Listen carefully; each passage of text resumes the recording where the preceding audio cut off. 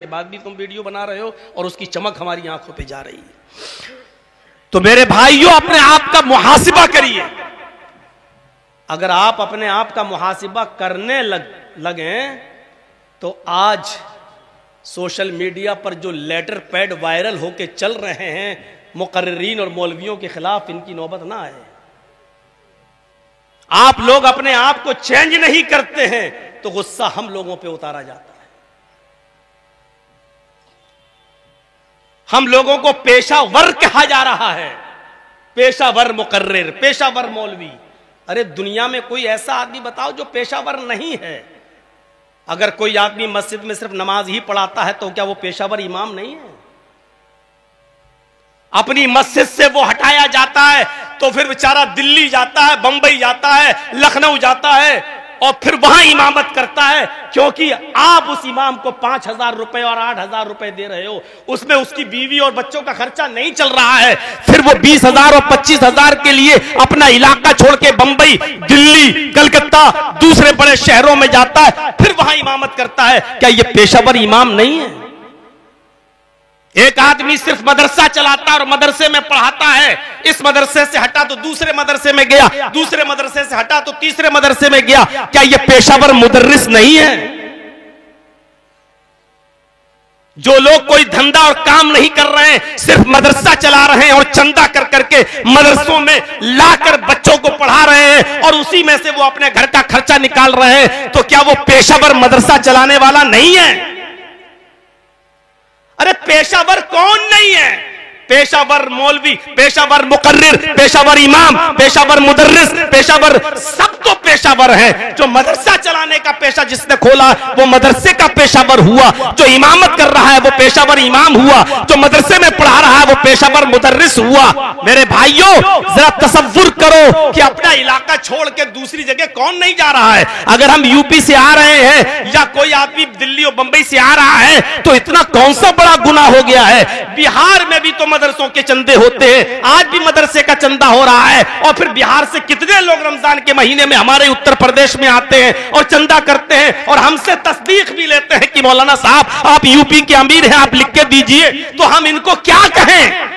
क्या आप तो बिहार में हर साल जलसा करते हैं, जलसे में 10 लाख का चंदा करते हैं, फिर आप क्यों आ रहे हैं यूपी में? हम आपको तस्दीक नहीं देंगे, हम आपको तौसिया नहीं देंगे। तो क्या बिहार के लोगों को मदरसे का चंदा करने से हम रोक दें? ये सारी चीजें जो सोशल मीडिया पे छाई जा रही हैं, चल रही हैं, इसकी मेन वजह यह है कि आपने अपने हालात नहीं बदले। जैसे अभी कासमी साहब ने कहा, इन्नल्लाह ला युगय्यिरु मा बिकौमिन हत्ता युगय्यिरु मा बिअनफुसिहिम।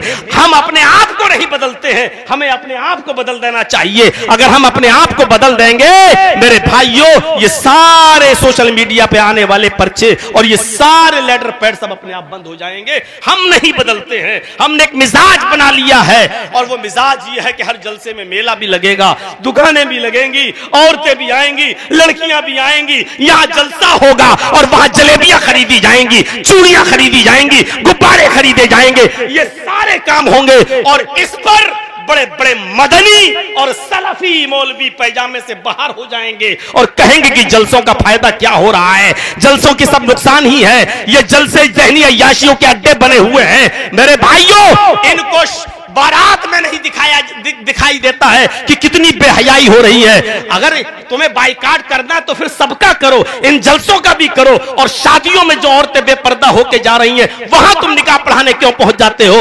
उधर का भी बाइकाट करो कि हम ऐसी जगह निकाह नहीं पढ़ाएंगे जहां 200-300 आदमी की बारात जाएगी। वहां जब बारात की शरीयत में नाजायज है तो फिर आप क्यों बारात लेके जा रहे हैं? और जा रहे हैं तो उनका निकाह क्यों पढ़ाया जा रहा है? अगर तुम्हें बाइकाट करना है तो बारात का भी बाइकाट करो। ये 200 और 300 आदमी जो चोर और डाकू बन के बारात में जाते हैं, ये मुल्ला, ये मौलवी, ये मदनी, ये सल्फी, ये आज़ारी, वहां तो सबसे पहले पहुंच जाएंगे और इनको सारी कमियां इन जलसों में नजर आती है।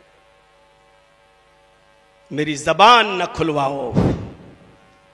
मुझे इस बात की परवाह नहीं है कि बिहार में हम कितने दिन आएंगे और नहीं आएंगे।